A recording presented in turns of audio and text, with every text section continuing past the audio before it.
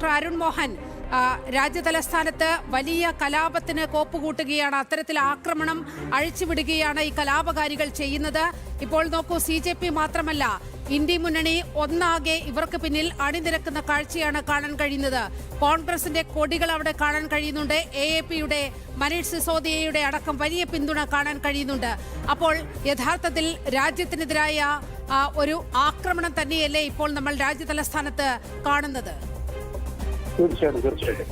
അതായത് രാജ്യം ഏറ്റവും ശരിയായ പാതയിലാണ് എന്നുള്ളത് അടിവരയിട്ട് ഉറപ്പിക്കുന്ന രീതിയിലാണ് ഈ തരത്തിൽ അരാഷ്ട്രീയവാദികളും വിഘടനവാദികളും തീവ്രവാദികളും ഭീകരവാദികളും എല്ലാം ഒരു കുടക്കീഴിൽ ഇപ്പോൾ ഈ സമയത്ത് അണിനിരക്കുന്നതുമാണ് നമുക്ക് കാണാൻ കഴിയുന്നത്. മറ്റൊന്ന്, ഏറ്റവും പ്രധാനപ്പെട്ട കാര്യം, 100 വർഷം തികയുന്ന ഒരു സംഘടന എന്ന നിലയിൽ RSS രാജ്യത്ത് ഇപ്പോഴും വരുത്തേണ്ട വലിയ മാറ്റങ്ങളെ കുറിച്ച്, പൗരധർമ്മത്തെ കുറിച്ച് ഒക്കെ രാജ്യമെമ്പാടും വിവിധങ്ങളായ സെമിനാറുകളും ആക്ടിവിറ്റികളും മറ്റ് പ്രൊജക്ടുകളും ഒക്കെയായി മുമ്പോട്ട് പോകുന്ന ഒരു സാഹചര്യത്തിൽ പിന്നീട് ആ മഹാപ്രസ്ഥാനത്തിന്റെ തണലിൽ വരുന്ന രാഷ്ട്രീയ പ്രസ്ഥാനമാണെങ്കിലും വിദ്യാർത്ഥി സംഘടനയാണെങ്കിലും സാംസ്കാരിക മുന്നേറ്റങ്ങളാണെങ്കിലും ഒക്കെ ഇനി തിരിച്ചു പിടിക്കാൻ കഴിയില്ല എന്നുള്ള പൂർണ്ണ ബോധ്യത്തിൽ നിന്നുകൊണ്ടാണ് ഇത്തരത്തിൽ ഇസ്ലാമിക ഭീകരവാദികളും ആം ആദ്മി ഉൾപ്പെടെ ജനങ്ങൾ തള്ളിക്കളഞ്ഞ പാർട്ടി എന്ന് തന്നെ പറയണം നമുക്കതിനെ. അന്നാകാപ്പരുടെ മൂവ്മെന്റ് തുടങ്ങിയ സമയത്ത് എന്തായിരുന്നു ആം ആദ്മി പാർട്ടി എന്നുള്ളത് നമുക്കറിയാം. ഡൽഹിയിൽ വലിയ മാറ്റങ്ങൾ കൊണ്ടുവരുമെന്ന് പ്രഖ്യാപിച്ച് അഴിമതിയുടെ പടുകുഴിയിലേക്ക് താണുപോയ ഒരു പ്രസ്ഥാനത്തിന് തിരികെ വരാൻ എന്തെങ്കിലും മാർഗമുണ്ടോ എന്ന് അവരന്വേഷിക്കുന്നു. ഇതിൽ ഏറ്റവും ഗൗരവമായി നമ്മൾ കാണേണ്ടത് രാജ്യത്തിന്റെ പ്രതിപക്ഷ നേതാവ് എവിടെയാണ് എന്ന് കോൺഗ്രസുകാർക്ക് പോലും അറിയില്ലായിരുന്നു ഇന്നലെ വരെ. അപ്പൊ ഇപ്പോഴത്തെ ഒരു പ്രത്യേക സമയത്ത് അപ്രത്യക്ഷരാകുന്നതും ഒരു പ്രത്യേക സമയത്ത് ഇവരൊക്കെ പ്രത്യക്ഷപ്പെടുന്നതും കൃത്യമായി അന്വേഷണത്തിന് വിധേയമാക്കേണ്ടുന്ന കാര്യമാണ്. അദ്ദേഹം വയനാട് ദുരന്തത്തിൽ പ്രതികരിച്ചതൊക്കെ എവിടെയോ ഇരുന്ന് പ്രതികരിച്ചു എന്നാണ് സ്ഥിതിക്ക് അടക്കമുള്ള നേതാക്കന്മാർ പറയുന്നത്, മന്ത്രിമാർ പറയുന്നത്. ചോദിക്കുന്ന സമയത്ത് പ്രിയങ്ക ഗാന്ധി എവിടെയാണെന്നറിയില്ല, രാഹുൽ ഗാന്ധി എവിടെയാണെന്നറിയില്ല. എസ്പെഷ്യലി രാഹുൽ ഗാന്ധി, ഇത്തരം നിർണായക ഘട്ടങ്ങളിൽ രാഹുൽ ഗാന്ധിയുടെ അസാന്നിധ്യം പരിശോധിക്കപ്പെടേണ്ടതാണ്. എവിടെയാണ് ആരുമൊക്കെ ചേർന്നിട്ട് ഏതൊക്കെ ശത്രു രാജ്യങ്ങളുമായി ചേർന്നുകൊണ്ടാണ് രാഷ്ട്രത്തെ തകർക്കുന്നതിന് വേണ്ടിയുള്ള വലിയ ഗൂഢാലോചന നടക്കുന്നത് നമ്മൾ പരിശോധിക്കേണ്ടതാണ്. BJPയുടെ സമരത്തെ സംബന്ധിച്ച് നമുക്കറിയാവുന്നതാണ്. ഒരു വെറും പാറ്റാക്കൂട്ടം എന്നുള്ള രീതിയിൽ മാത്രം ഒന്ന് ആട്ടി ഓടിച്ചാൽ ഓടിപ്പോകത്തക്ക രീതിയിൽ മാത്രമുള്ള വിരലിൽ എണ്ണാവുന്ന ആളുകളുമായി ജന്തർ മന്ദറിൽ ഇരുന്ന് നാണം കെട്ടൊരു സമരം അവസാനിപ്പിക്കേണ്ട സാഹചര്യത്തിലേക്ക് അവർ പോയി. ഇനി ഇത് മുമ്പോട്ട് തുടർന്നു പോയാൽ ജനങ്ങൾ തന്നെ കല്ലെറിയുന്ന സാഹചര്യം ഉണ്ടാകുമെന്ന് മനസ്സിലാക്കിയപ്പോൾ അത് അക്രമത്തിലേക്ക് തിരിച്ചുവിടാനുള്ള ബോധപൂർവമായ പരിശ്രമം നടക്കുന്നു. നമ്മള് ഈ ശ്രീലങ്കയിൽ കണ്ടു, ബംഗ്ലാദേശിൽ കണ്ടു. ഈ ചെറുപ്പക്കാരെ അണിനിരത്തിക്കൊണ്ട് കലുഷിതമായ ഒരു സാഹചര്യം ഉണ്ടാക്കിയാൽ അതിന്റെ എന്തെങ്കിലും തരത്തിലൊരു പ്രയോജനം തങ്ങൾക്ക് ലഭിക്കുമോ എന്നുള്ള ചിന്തയാണ് ഇടത് പാർട്ടികൾക്കുള്ളത്. ഇപ്പം ഈ കേരളത്തിൽ നിന്നുള്ള MP A റഹീം ഉൾപ്പെടെയുള്ള ആളുകൾ പിന്തുണ പ്രഖ്യാപിച്ചേക്ക് അവിടെ പോയ വാർത്തകൾ കണ്ടു. MA ബേബി അവിടെ പോയി കിടക്കുന്നു. മാത്രമല്ല ഡോക്ടർ അരുൺ മോഹൻ, ഇത് നീറ്റ് എന്ന് പറയുന്ന നീറ്റിലെ ക്രമക്കേട് ഉന്നയിച്ചുകൊണ്ടായിരുന്നല്ലോ ഈ സമരം തുടങ്ങിയത്. ഇപ്പോൾ ഇത് FCRAക്കെതിരെയുള്ള സമരം കൂടിയായി മാറുന്നു എന്നുള്ള ഒരു സംശയമുണ്ട്. ആ സംശയത്തിന് കാരണം ഇതാണ്. ഈ ഷബാന ആസ്മി എന്ന് പറയുന്ന വ്യക്തി CJPയുടെ ഈ പ്രതിഷേധത്തിൽ അണിനിരക്കുകയാണ്.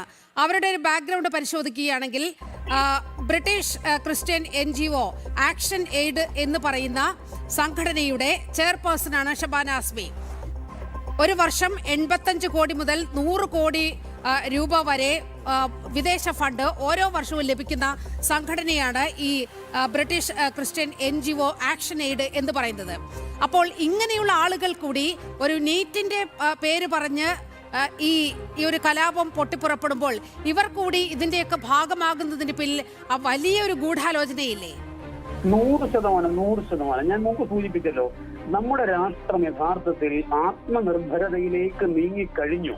സ്വയം പര്യാപ്തത എന്താണെന്ന് ഇന്ന് ഭാരതം മനസ്സിലാക്കുന്നു, അത് ലോകത്തിന് കാട്ടിക്കൊടുക്കുന്നു. നിർണായക ഘട്ടങ്ങളിൽ, പ്രതിസന്ധികളിൽ ലോകരാഷ്ട്രങ്ങൾ എന്ത് ചെയ്യണമെന്നറിയാതെ പകച്ചു നിൽക്കുന്ന നേരം യാതൊരു മടിയും കൂടാതെ ഒരു രാഷ്ട്രം അതിശക്തമായ രീതിയിൽ എല്ലാ തരത്തിലും സമസ്ത മേഖലകളിലും മുന്നേറിക്കൊണ്ടിരിക്കുന്നു.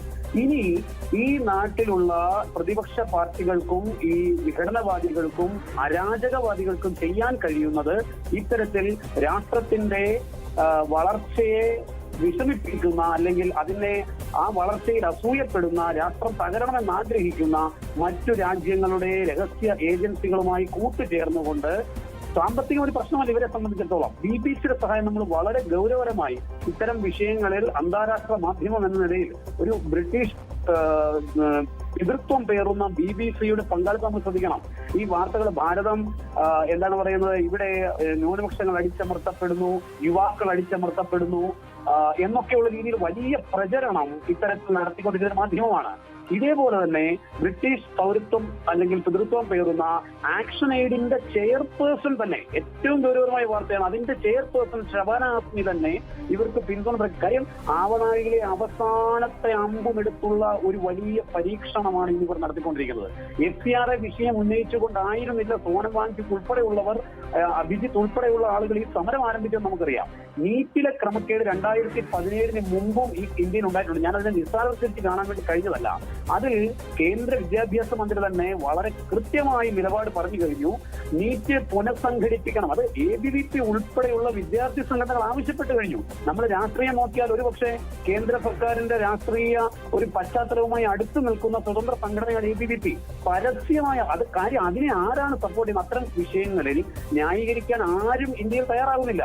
ഈ വിഷയത്തിൽ നീറ്റിന്റെ നടത്തുന്ന ഏജൻസിയായ നാഷണൽ ടെസ്റ്റിംഗ് ഏജൻസിയെ പുനഃക്രമീകരിക്കേണ്ടത് അനിവാര്യമാണെന്ന് കേന്ദ്ര വിദ്യാഭ്യാസ മന്ത്രി തന്നെ പറഞ്ഞു കഴിഞ്ഞു.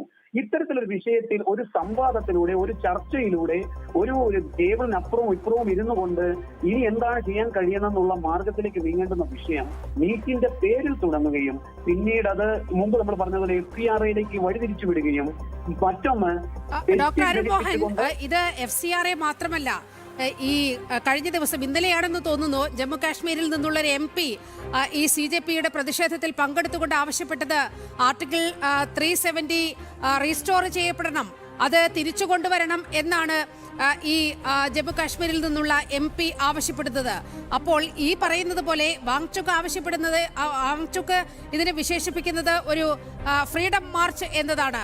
അപ്പോൾ ഇവരുടെ അജണ്ട, ഒരു പാകിസ്ഥാനി അജണ്ട കൂടി ഇതിന്റെ പുറകിൽ ഉണ്ട് എന്നല്ലേ മനസ്സിലാക്കേണ്ടത്? അപ്പോൾ ഖാലിസ്ഥാൻവാദികൾ വരികയാണ്, പാകിസ്ഥാനികൾ വരികയാണ്, വിദേശ ഫണ്ടിങ്ങിനെതിരെ ഉള്ള വിദേശ ലോബികൾ കൂടി വരികയാണ്. മൊത്തത്തിൽ രാജ്യവിരുദ്ധരെല്ലാവരും കൂടി അണിനിരന്നുകൊണ്ടുള്ള പ്രതിഷേധം, അതാണ് നമ്മളിപ്പോൾ രാജ്യതലസ്ഥാനത്ത് കാണുന്നത്, അല്ലേ?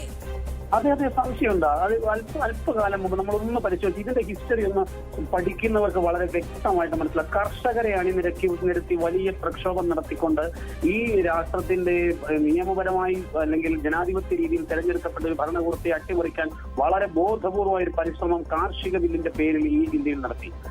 ലോക രാജ്യങ്ങളിലുടനീളം യാത്ര ചെയ്തിട്ട് ഇന്ത്യയിലെ എക്കണോമി ഡെഡ് എക്കണോമിയാണെന്നും ഇന്ത്യയിൽ ജനാധിപത്യം മരിച്ചുവെന്നും പ്രതിപക്ഷ നേതാവ് രാഹുൽ ഗാന്ധി എന്ന് പറയുന്ന ഈ എന്താ പറയാ ചിന്താശേഷി ഇല്ലാത്ത ഒരു യുവാവെന്ന് അവർ വിശേഷിപ്പിക്കുന്ന വൃദ്ധനെ കുറിച്ചല്ല ഞാൻ പറയുന്നത്. നമ്മുടെ രാഷ്ട്രത്തിന്റെ പ്രതിപക്ഷ നേതാവാണ് അദ്ദേഹം തീരെ വില കുറഞ്ഞ രീതിയിൽ ഈ തരത്തിൽ രാഷ്ട്രത്തെ അപമാനിക്കുന്ന രീതിയിൽ മറ്റു രാഷ്ട്രങ്ങളിൽ ചെന്ന് സംസാരിക്കുന്നു.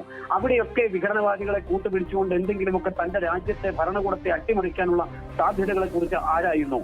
ആർട്ടിക്കിൾ 370 അമെന്റ് ചെയ്തതിനു ശേഷം ഏറ്റവും നമ്മുടെ ടൂറിസം രംഗത്തും സാംസ്കാരിക മേഖലയിലും അതുപോലെ തന്നെ സൈനിക മേഖലയിലും ഒക്കെ കാശ്മീരിൽ ഉണ്ടായിക്കൊണ്ടിരിക്കുന്ന വലിയ മാറ്റത്തെ സ്വാഗതം ചെയ്യുകയാണ് രണ്ട് കൈയിലെത്തി ഭാരതീയർ.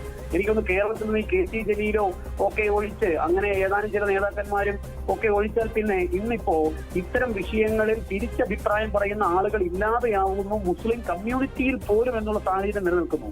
ഇനി നിങ്ങൾ നോക്കിക്കോളൂ, അടുത്തതായി UAPA-ക്കെതിരായി ശബ്ദം ഉയർത്തിക്കൊണ്ടിരിക്കുന്ന തീവ്ര ഇസ്ലാമിക സംഘടനകൾ, ഫണ്ടമെന്റലിസ്റ്റുകളൊക്കെ ഇതിനെ പിന്തുണ അർപ്പിച്ചുകൊണ്ട് അല്ലെങ്കിൽ ഈ വിഷയത്തെ റേസ് ചെയ്തുകൊണ്ട് നമ്മൾ ഈ നീറ്റിൽ തുടങ്ങിയെന്ന് പറയുന്നിടത്ത് FCRA-യിൽ വന്നതെന്നത് UAPA-യിലേക്ക് പോവുകയും ആർട്ടിക്കിൾ 370-യിലേക്ക് പോവുകയും ഒക്കെ ചെയ്യുന്ന സമയത്ത് ബുദ്ധിയുള്ള ഭാരതീയൻ ചിന്തിച്ചാൽ മനസ്സിലാക്കുന്ന സാധിക്കുന്ന ഒരു കാര്യമാണ്.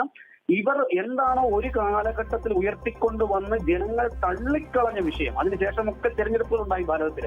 അവിടെയൊക്കെ തെരഞ്ഞെടുപ്പിലൂടെ ജനങ്ങൾ ജനാധിപത്യ രീതിയിൽ ആരെയാണ് അധികാരത്തിലേക്ക് കൊണ്ടുവന്നതെന്ന് നമുക്ക് കാണാൻ കഴിഞ്ഞു. അപ്പൊ ഇതിനെയൊക്കെ ജനാധിപത്യപരമായ രീതിയിലൂടെ തങ്ങൾക്ക് വിജയിക്കാൻ കഴിയാത്ത നേരം ഒരു സോഷ്യൽ റെവല്യൂഷൻ, മുമ്പ് ഗ്രാംജിയുടെയൊക്കെ കാലഘട്ടത്തിൽ നമ്മൾ ഇറ്റാലിയൻ കമ്മ്യൂണിസ്റ്റ് പാർട്ടിയുടെയൊക്കെ കാലഘട്ടത്തിൽ നമുക്ക് കാണാൻ സാധിച്ചത് ഒരു രാഷ്ട്രത്തെ തകർക്കാൻ അവിടുത്തെ സിവിലിയൻസിനെ രാഷ്ട്രത്തിനെതിരെ തിരിക്കുക എന്നുള്ളൊരു ഐഡിയ, മറ്റൊന്ന് ക്യാൻസൽ കൾച്ചർ, ഇങ്ങനെയൊക്കെ നമുക്ക് കാണാൻ സാധിക്കും. ഇങ്ങനെ ഈ ആഗോളതലത്തിൽ ഭരണകൂടത്തെ അട്ടിമറിക്കാൻ നടത്തിയ എല്ലാ നീക്കങ്ങളുടെയും അവസാനത്തെ അമ്പെടുത്ത് ഇവർ പ്രയോഗിച്ചുകൊണ്ടിരിക്കുകയാണ് ഭാരതത്തിൽ. അതിന്റെ ഭാഗമായിട്ടാണ് ദേശവിരുദ്ധരായിട്ടുള്ളവർ, ഭീകരവാദികളായിട്ടുള്ളവർ, എന്താണ് പറയുന്നത്, രാഷ്ട്രം മരിച്ചു കാണണമെന്ന് മാത്രം ആഗ്രഹിക്കുന്നവർ, ക്രമവിരുദ്ധമായി ഫണ്ട് വിദേശ രാജ്യങ്ങളിൽ നിന്ന് സ്വീകരിച്ച് നിർബന്ധിതമായി മതപരിവർത്തനം ചെയ്ത ഒരു രാഷ്ട്രത്തെ മതരാഷ്ട്രമാക്കി മാറ്റിയെടുക്കാൻ ബോധപൂർവമായി പരിശ്രമിക്കുന്നവർ എല്ലാം ഇന്ന് ഒറ്റക്കുടക്കീഴിൽ അണിനിരന്നിരിക്കുന്നു. പക്ഷേ ഭാരതത്തിന്റെ ജനാധിപത്യം വളരെ വിശിഷ്ടമാണ്, ശ്രേഷ്ഠമാണ്. അത് ഭാരതത്തിന്റെ പാരമ്പര്യവും ചരിത്രവും പേറുന്ന ഒരു മഹാപ്രസ്ഥാനത്തിന്റെ കൈകളിൽ ഏറ്റവും സുരക്ഷിതമായി ഇരിക്കുന്നിടത്തോളം കാലം ഇവരുടെ ആവനാഴിയിൽ ഇനിയും പ്രയോഗിക്കാനിരിക്കുന്ന ബ്രഹ്മാസ്ത്രം വരെ എടുത്ത് പ്രയോഗിച്ചാലും ഭാരതത്തിലെ ജനങ്ങൾ ഒന്നടങ്കം ഒറ്റക്കെട്ടായി നിന്ന് അതിനെതിരെ അതിശക്തമായ രീതിയിൽ പ്രതിഷേധിക്കും. അങ്ങനെ പ്രതിരോധിച്ചുകൊണ്ട് ജനങ്ങൾ തന്നെ വലിയ തീർക്കുന്ന ഒരു കവചത്തിനുള്ളിലൂടെ ഈ രാഷ്ട്രം അതിന്റെ പരമമായ വൈഭവത്തിലേക്ക് ഇവരെത്ര തടഞ്ഞാലും മുറം കൊണ്ട് എത്ര മറച്ചു പിടിക്കാൻ ശ്രമിച്ചാലും ഉദിച്ചു വരുന്ന സൂര്യനെ പോലെ തന്നെ അത് വ്യാപ്തി പരത്തിക്കൊണ്ട് ഏവർക്കും ആശയവും അഭിലാഷവുമായിക്കൊണ്ട് പ്രതീക്ഷയായിക്കൊണ്ട് ഈ ഭരണകൂടം ഉയർന്നു തന്നെ ഇത്തരം വിഷയങ്ങളെ ശക്തമായ രീതിയിൽ നേരിടുക തന്നെ ചെയ്യും. അത് ഏത് മാർഗം സ്വീകരിച്ചു എന്നാണ് ഞാൻ എന്റെ വ്യക്തിപരമായ അഭിപ്രായം പറയാണ്. ഇത്തരം വിഷയങ്ങളെ അതിശക്തമായ രീതിയിൽ അടിച്ചൊതുക്കേണ്ടതിനെ അടിച്ചൊതുക്കുക തന്നെ ക്രമസമാധാന പ്രശ്നമാണ്. ജനങ്ങൾക്ക് ജീവിക്കാൻ ബുദ്ധിമുട്ടുണ്ടാകുന്ന രീതിയിൽ സമരം എന്ന പേരിൽ ആഭാസം നടത്തുമ്പോൾ പോലീസിനെ ഉപയോഗിച്ച് ഭരണകൂടം പെരുമാറിക്കൊണ്ട് ജുഡീഷ്യറിയുടെ അണ്ടറിൽ നമുക്ക് അടിച്ച് ഒതുക്കാൻ സാധിക്കുന്ന നിയമ സംവിധാനങ്ങളുടെ എല്ലാ സഹായവും തേടിക്കൊണ്ട് ഇല്ലായ്മ ചെയ്ത് കളയേണ്ടത് തന്നെയാണ് എന്നാണ് എന്റെ വ്യക്തിപരമായ അഭിപ്രായം. വളരെയധികം നന്ദി ഡോക്ടർ അരുൺ മോഹൻ ഈ ഘട്ടത്തിൽ പ്രതികരിച്ചതിന്, അതിശക്തമായ വാദം മുന്നോട്ട് വെച്ചതിന്.